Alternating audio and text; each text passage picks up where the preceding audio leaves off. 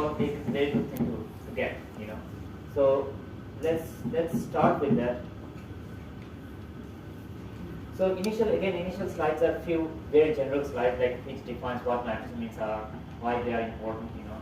So I'm sure all of you know this thing that, you know, nitrosamines are represented by that NNO group, and we are particularly concerned with nitrosamines which are aliphatic nitrosamines, dialkyne type of moiety, and they are potent carcinogens and reasonably anticipated as cancer-causing chemicals in human beings, you know. So they are placed in cohort of concern category along with you know, azoxybenzenes, I guess, and aflatoxins and nitrosamines. The problem is that they are found widely present in air, food, water, and other kinds of things that we interact daily with, and mainly we are concerned with drugs, of course, you know. Recently, several very important medications are withdrawn from the market because of the concern of nitrosamine impurities. So that's why it has become such a big problem. And why this problem is very unique, because the data that is available for nitrosamines are very limited, you know. So we have to really go into all kinds of analysis of using our own expert judgment of chemistry, of biology, metabolism, and toxicology to find out what can be done for certain nitrosamines, you know. And FDA is extremely conservative about putting like 18.5 nanograms per day, or say 26.5 nanograms, which is extremely bad for the pharmaceutical industry because it puts, you know, all kinds of you know, constraints. Okay, so the formation is again very important, because if you see that it can form in environment because of combustion in water via disinfection process, and in food, but in medicine it can also form via a variety of reasons. And basically, you know, the thing is that anytime there is a secondary or tertiary amine, aliphatic amine, which in the presence of a nitrosating agent and acidic environment, it gets converted to a potential nitrosamine. Same thing happens with tertiary amine. So as you can imagine, in drugs there will be lots of secondary amine and tertiary amine kind of structures, you know. So the potential of formation of nitrosamines is enormous, and it has caused such a big problem in the industry that, you know, it is beyond description. So we immediately started doing some research and, you know, developed some solutions, but we are nowhere to the finish line as compared to isotem-7, because isotem-7 is now very mature area as compared to nitrosamines, you know. So what I think that there are basically two types of nitrosamine impurities in pharmaceuticals. The first one is small nitrosamines like NDMA, NDEA, like this kind of thing, you know. It's a very small nitrosamines, and they can be present as impurities in drugs like, you know, valsartan or other sartans.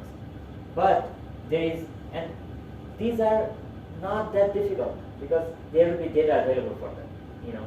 So the carcinogenesis data available, which is available for small nitrosamines, is pretty okay. But what happens is, when you have complex nitrosamines, which are the nitrosamine moieties formed right on the drug, so those are called NDSRIs, and they are problematic because, as for example in this case, the varenicline drug has formed the nitrosamine right on the where the amine was present before. So these are the most difficult because there is no data available, and you have to really go into performing Qsar. It's like walking in dark. You know, there is nothing available, and you have to assess it. So it's a major problem. So, as you know that nitrosamines become carcinogenic after metabolism. They are not carcinogen by themselves from the beginning. They become activated. So this is a very small part of how nitrosamines are activated.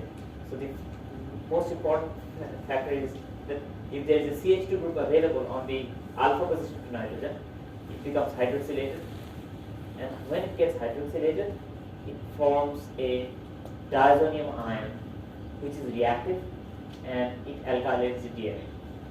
So DNA adduct formation, and so this you have to keep in mind. I'll show it again and again, but this is the thing that we have to keep in mind in order to find some handle on this problem. So, majority of the nitrogen that are problematic to us are activated metabolically to carcinogenic reactive. So the problem in front of us is that it's not to determine the carcinogenicity or binary in binary form. Like we are not much interested in knowing if it is going to be carcinogenic or not. It's mostly how potent it is in order to determine its limits, acceptable limits. The first enzymatic step, as I mentioned, is the alpha hydroxylation. So that is the critical key and bottleneck in this whole reaction. But the good thing is that this hydroxylation is affected by the steric and electronic factors around it. So that would give us some idea about how easy these things to be hydroxylated or not. And if it gets hydroxylated fast, then it will cause the formation of DNA reactive moiety even more. So this is the key part in the metabolic activation of nitrosamines. So the challenges that I already mentioned a bit is the few, and they are all very bad. The first is limited experimental data. So the nitrosamine that has been tested against rodent carcinogen models are like below 200, actually below 150. And among them, many, a lot of compounds do not have robust carcinogenicity. Now I'll explain later on robust carcinogenicity data. You see, when you test a compound, and many of you know it better than me, when you test something in a rodent, you have to calculate something called TD50 value. And the TD50 is calculated based on how many experiments you have performed, and if you have only tested in one group of mice, then the TD50 value is not robust. So a lot of compounds are there which are not robust. The second thing is that, the third thing is that majority of the experimental data that is available for nitrosamines is not for NDSRs. They are all available for small, and that you cannot use directly to measure as analogs for big nitrosamines, right? So these are a few problems. So obviously, we want to turn to use computational approaches like Qsar or Qsar or something like that. ये recording आप continue करो मैं आता हूँ.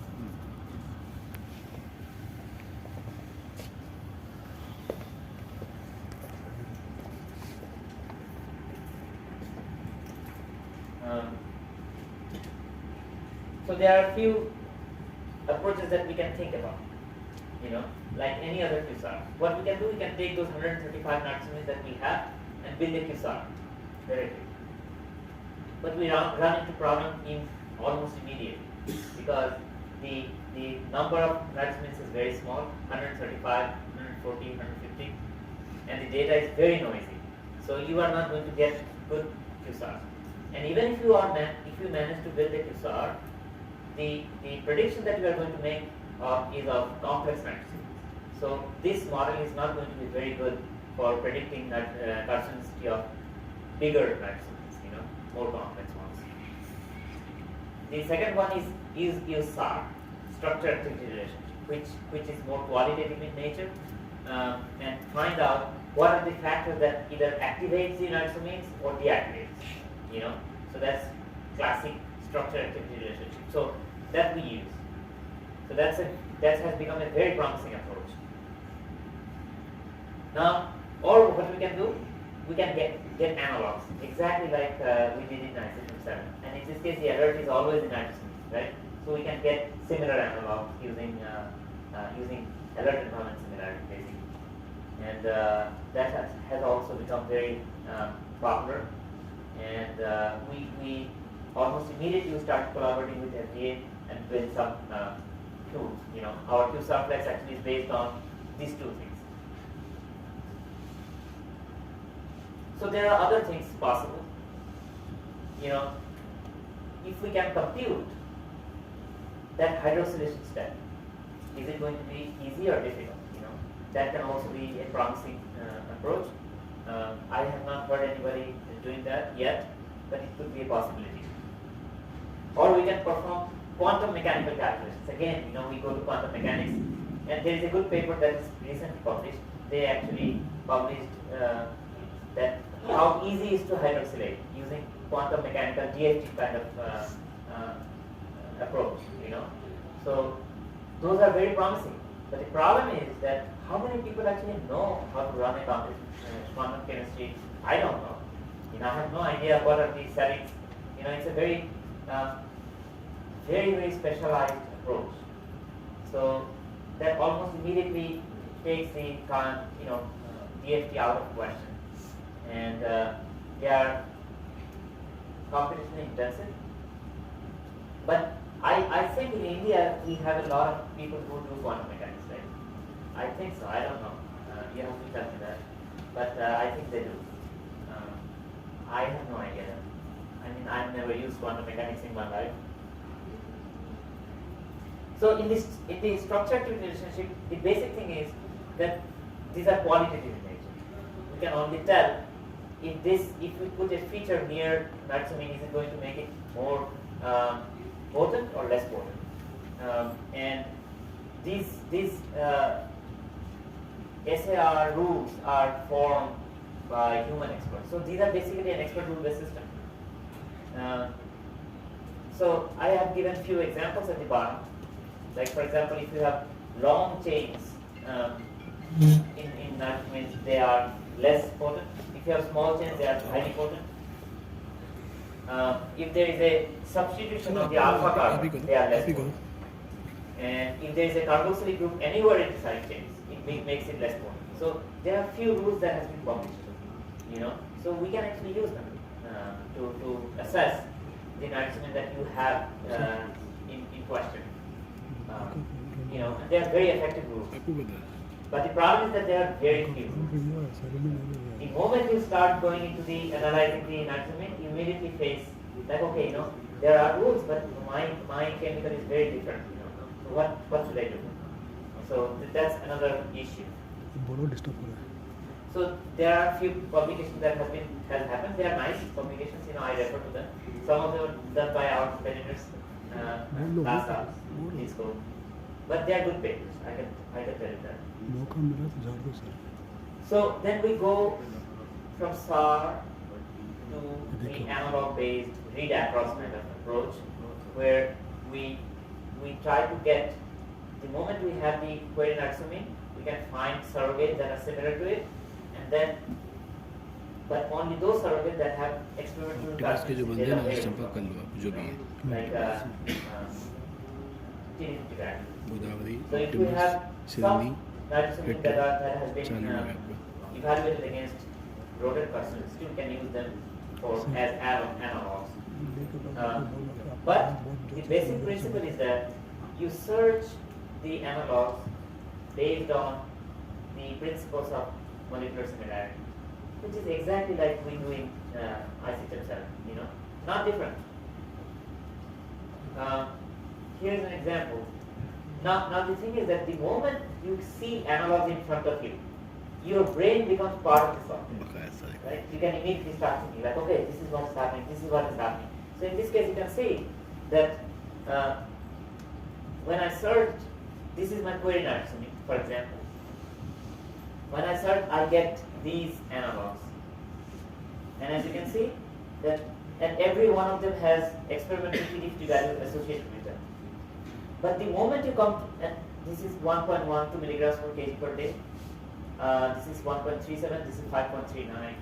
But the moment you go to this one, it has 20.4 milligrams per kg.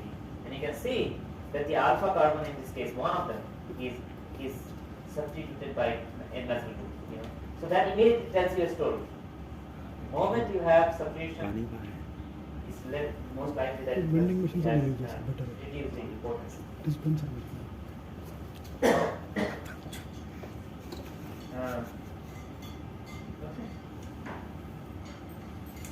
So again, in nitrosamines, there is a good importance of local similarity that we have done in the case of isotom 7, where we have a amine, we can search it. So in this case, we are searching using the nitrosamine functionality. The good thing is that if you do local similarity search, you can take advantage of the small molecule database, because you are restricted your search for an area around the alert itself. You know. So as an example, I'm searching this N-nitrosopro-tritidine as an example, and the nitrosamine point is right here. So obviously we do not have this nitrosamine in our database, but it found few analogs that have the same type of environment around the alert, and you can actually see the local similarity, you know, and DDT values. So on the basis of that, you can get an assessment that is it going to be highly toxic or not. And from ICTM7, we know that the value of local similarity is very important. Local similarity is highly relevant in the cases of DNA reactive. And this is basically DNA reactive. Actually, that's exactly what it is.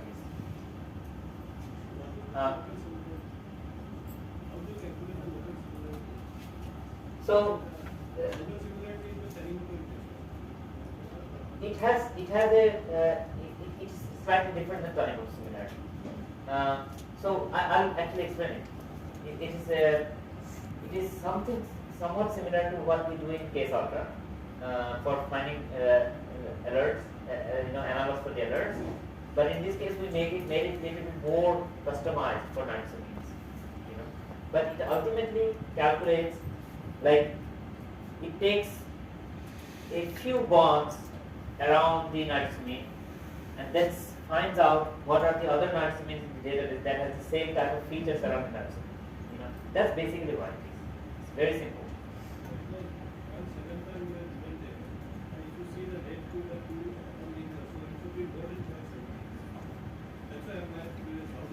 Yeah. So this is 77%, but if you look at the molecule, they look very different, isn't it? Because it is only considering the plate.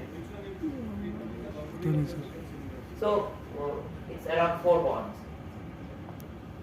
4 bonds away from the nitrosamine. Tea break के time में पूछ रही थी. Another thing is that can you calculate this using some freely available tool? No. It is. I actually wrote the whole algorithm, so it is present only in our software. I have not seen any other program that actually calculates local similarity. It is there? Yeah, it's a free software. Test software. And it calculates local similarity? Okay. I did not know that. EPA test. So we actually developed it first, though. This concept of local similarity. We published a paper, actually that's the paper that I wrote at the bottom. We published it in Mutagenesis in 2018. But anyway, it doesn't matter. The value is that since we do not have good analogs for nitrosamine, the application or usefulness of local similarity is very, very nice. You know, we can use it effectively.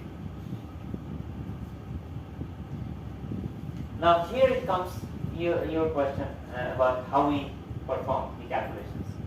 You know, so it helps to, what it does, it first builds a fingerprint. But the fingerprint is built only using the groups that are present around nitrosamine up to 4 bonds or up to 5 bonds. And it actually builds a big fingerprint. And then it matches with the fingerprint of another nitrosamine and sees how many elements are matching. On the basis of that, it calculates similarity. It has some similarity with tranimotopropyl, but it's slightly more specialized than mosaic entirely. So